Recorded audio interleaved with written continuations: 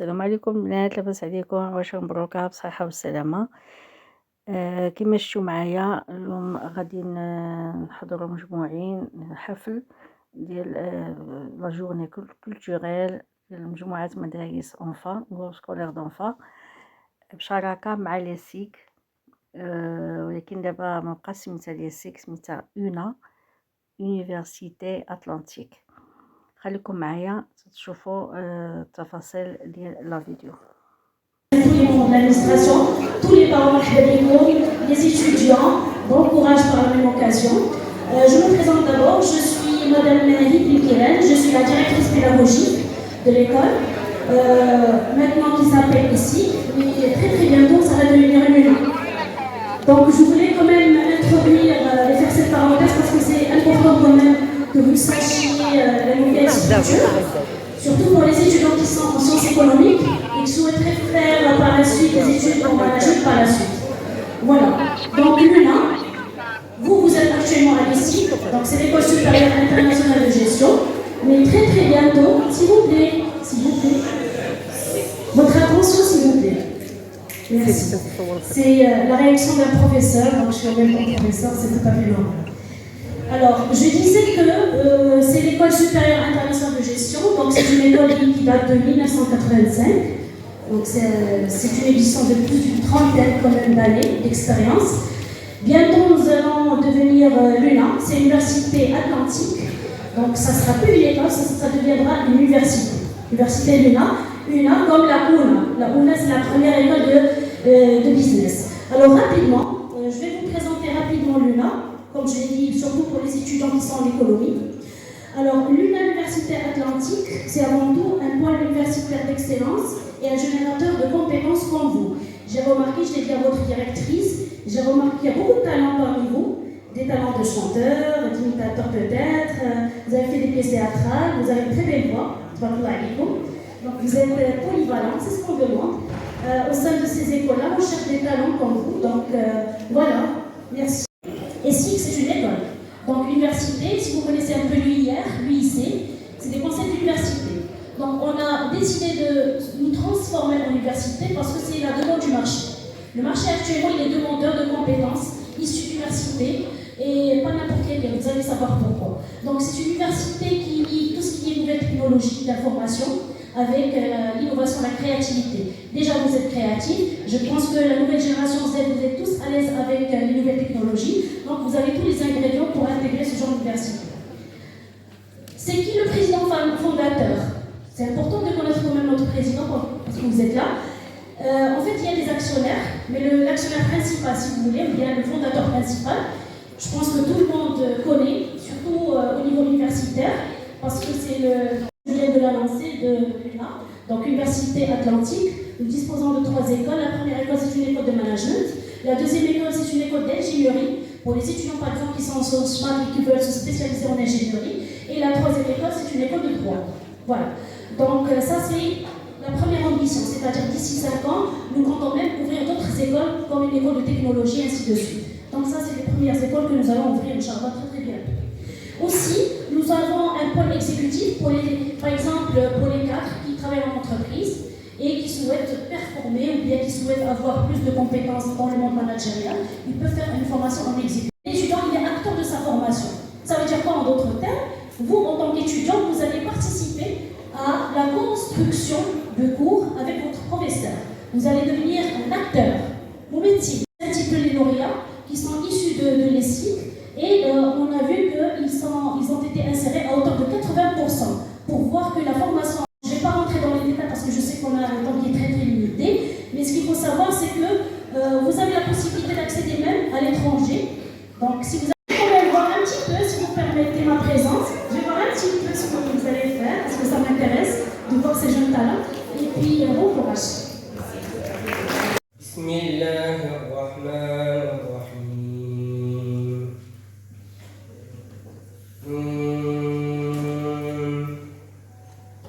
والقلم وما يسطرون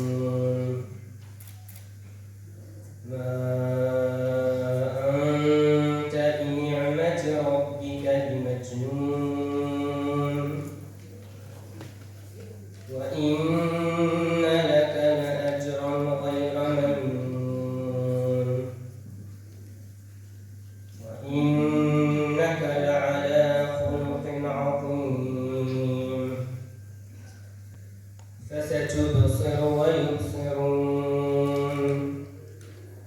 بأيكم المفتون. De se découvrir et d'améliorer son estime personnelle. Ces activités parascolaires contribuent à faire de notre école un lieu stimulant, il est agréable de se rendre et de vivre. Je voudrais tout d'abord, au nom de mes camarades, présenter mes sincères remerciements à la directrice pédagogique, Madame Hen Alachir. Bravo!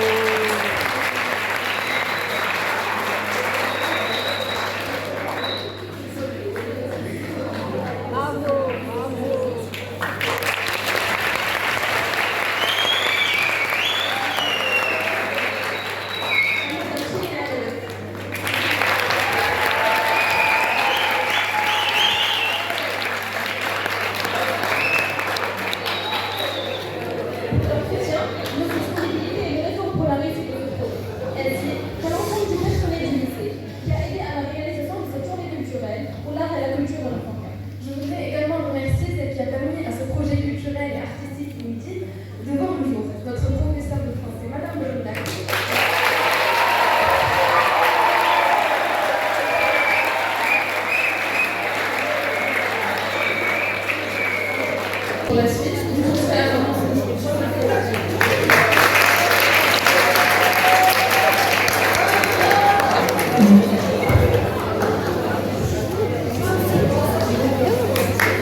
Bonsoir à tous. Je tiens d'abord à remercier tous les élèves qui ont participé à cette journée culturelle inoubliable. Et je vous demande de les applaudir tous. Des vifs remerciements à leurs professeurs encadrantes, Madame Baroudane, avec une grande ovation.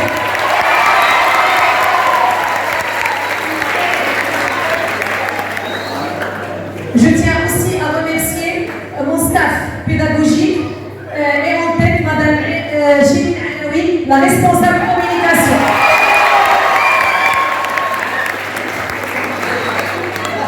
Monsieur Mojani qui est toujours à nos côtés.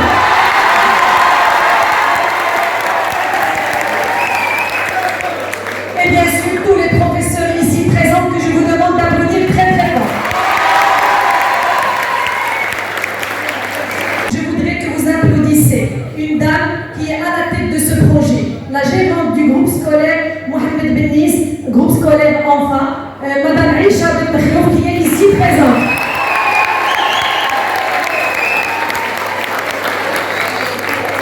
Représenté successivement par Mademoiselle Lina Alami et Basma Acheva. Votre petit sport, permettez que je le présente, cher auditoire. Voilà, je m'appelle Mathilde Loisel. Autrefois, j'étais une danse sur les demoiselles. Alors que les femmes sont enveloppées de riches fourrures, je me contente de mon manteau dont envoyé l'usure. Hélas, c'était le moment de partir.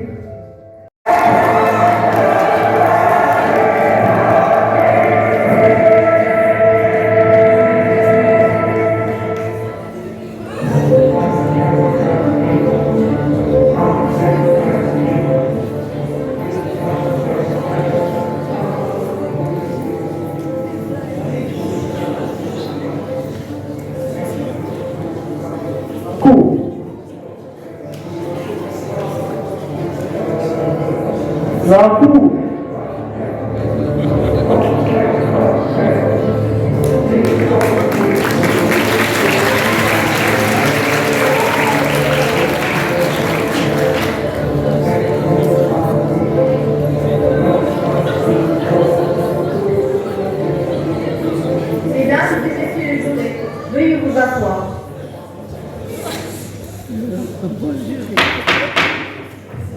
Aujourd'hui, le 31 septembre 1846, j'ouvre le procès numéro 63 contre M. Michel Richez, accusé de vol, de violence et de meurtre. Fait entrer l'accusé.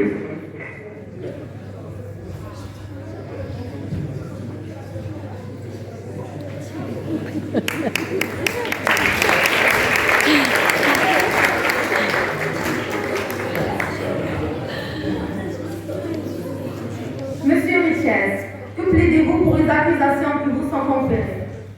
Coupable de votre honneur. Vous pouvez reprendre votre place. Vous aurez la parole plus tard.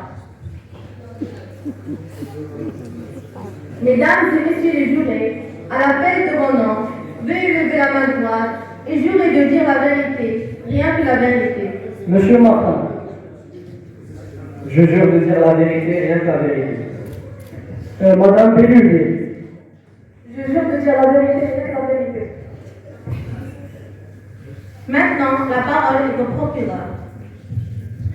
Madame la Présidente, Mesdames et Messieurs les jurés, Mesdames et Messieurs les conseillers, nous sommes ici aujourd'hui pour juger une affaire qui a bouleversé tout ce pays. Une des affaires criminelles les plus horribles qu'a connu la République. Celle d'un homme qui a fait de la vie de nos paisibles citoyens un vrai cauchemar digne des plus horribles crimes. Madame la Présidente, l'individu qui se trouve devant vous sur le banc des accusés est un criminel de la pire espèce. Une brute sans foi ni loi. Il a passé toute sa vie à tuer de sang-froid, à l'exilement criminel qu'il a fondé et à assassiner tous les gens qui ont la malchance de croiser son chemin. Combien de vies a-t-il brisées, laissant des veuves sans soutien, des orphelins privés à jamais de l'amour et de la protection de leurs parents? La loi doit être appliquée, la loi du talion, dent pour dent et œil pour œil.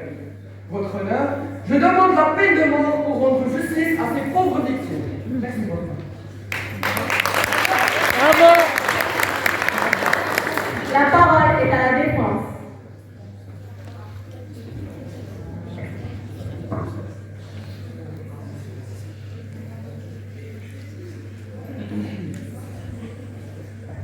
Madame la Présidente, Mesdames et Messieurs les jurés, je suis ici aujourd'hui en ma qualité d'avocate pour défendre mon client ici présent. Je suis persuadée qu'à vos yeux, je suis l'avocate du diable. Cet épave lui-même que vous avez devant vous est en réalité lui-même une victime de la société. Déjà orphelin de mère à l'âge de 6 ans, le sort va le priver du seul être qui lui restait, son père. Oui, mesdames et messieurs, son père a été condamné à mort. Il a été pendu sur la place publique. Ainsi, un pauvre enfant de 6 ans se retrouve sans père ni mère, en proie à la route. Il doit survivre dans cette jungle. Objection, votre honneur. Nous ne parlons pas d'un enfant de 6 ans, mais d'un homme de 55 ans. Objection rejetée. Continuez, mère. Merci, votre honneur. Cet orphelin jeté en pâture à la rue doit voler de ses propres ailes, se débrouiller pour ne pas crever de faim. Personne ne lui a tendu la main. Personne ne s'est préoccupé de lui. Il dormait à la belle étoile. Et de jour, il faisait la route sur les grands chemins pour un sou, juste pour acheter de quoi se mettre sous la main. Les enfants de ces victimes ont connu le même sort à cause de lui. Et ne sont pas devenus pour autant des assassins. Ils ont gagné leur vie à la sueur de leur front. Ils se sont battus pour vivre honorablement, sans nuire à autrui. Ils n'ont pas assassiné des innocents. Objection, votre honneur, nous ne sommes pas ici pour défendre ces enfants. Objection retenue. Continuez, mère. Merci, votre honneur. Mesdames et messieurs, regardez ces gens. Regardez-le bien. Il n'est que l'ombre de Dieu. Cet homme a été privé de tout. À 11 ans, il devait voler pour manger. Est-ce qu'il avait le choix? Non, mesdames et messieurs. C'était voler ou mourir. C'est sa vie contre la leur. Madame la Présidente, sommes-nous ici pour justifier les actes criminels de cet homme? Sommes-nous ici pour lui trouver des excuses? Rien ne peut justifier les crimes odieux dont il est coupable. Rien ne peut justifier les horreurs qu'il a commises. Pardonnez-moi, madame la juge. Veuillez prêter serment. Je vais vous dire la vérité et rien que la vérité. Docteur Flamand, vous avez examiné l'accusé ici présent, n'est-ce pas? Tout à fait, votre honneur. Que pourriez-vous alors nous dire de son état physique et mental? Après avoir examiné M. Michel, j'ai constaté que M. Richer souffrait d'un trouble psychique et par conséquent, il... L'accusé. Avez-vous quelque chose à ajouter? Votre honneur, je voudrais juste dire à tous qui sont ici, dans ce tribunal, que je ne regrette rien. Justice a été faite. Je me suis juste vengé de la société, de tout ce qu'elle m'a fait subir. Vous êtes en train de me juger maintenant. Mais qui s'est préoccupé d'un enfant de 6 ans, lui a tué son père, on l'a jeté dans la rue. Oui, mesdames et messieurs, je suis une victime de la société. Vous pouvez reprendre votre place.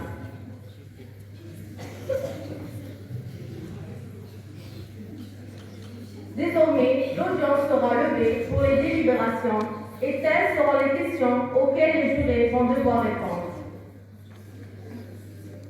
Premièrement, est-ce que M. Richard est coupable coupable de constitution d'une bande criminelle des grands chemins?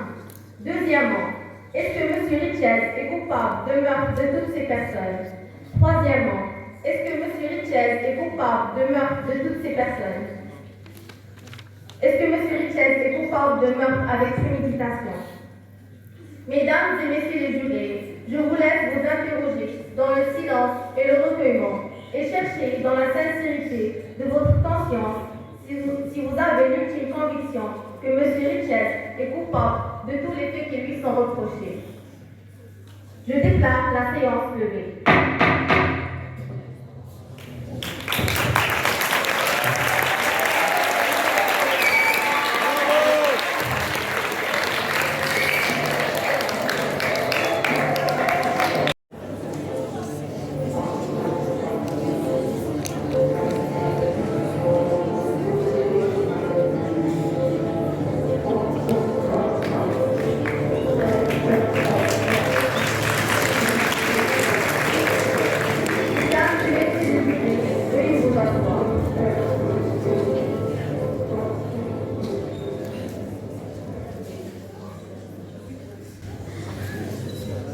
L'audience est reprise.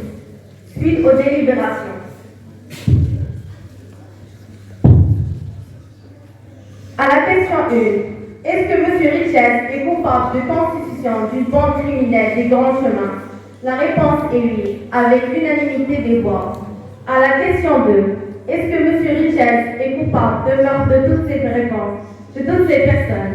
La réponse est oui. À la question 3, est-ce que M. Richez est coupable de meurtre avec préméditation? La réponse est oui. J'appelle à la barre l'accusé. Monsieur Richez, j'appelle à la barre. L'accusé étant reconnu coupable de tous les faits qui lui sont attribués, silence pour faire évacuer la salle. Le verdict est le suivant.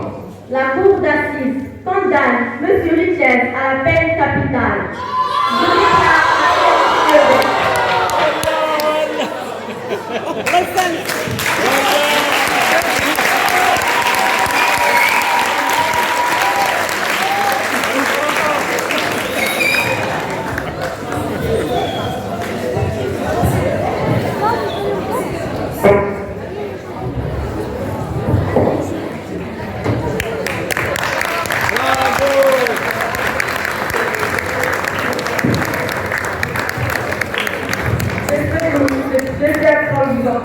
Et nous tenons à remercier notre groupe d'économie de Thierry pour sa présence.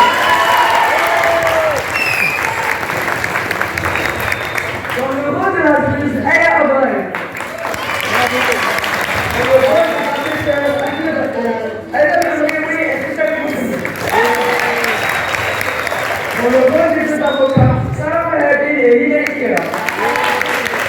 Dans le rôle des jurés, Dina Abdoulaoui et Ibrahim Nour.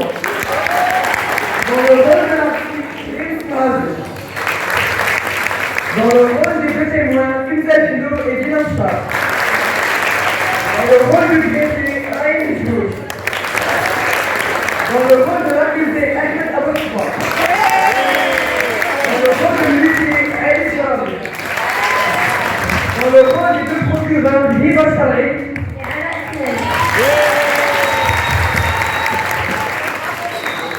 Anna Ismail.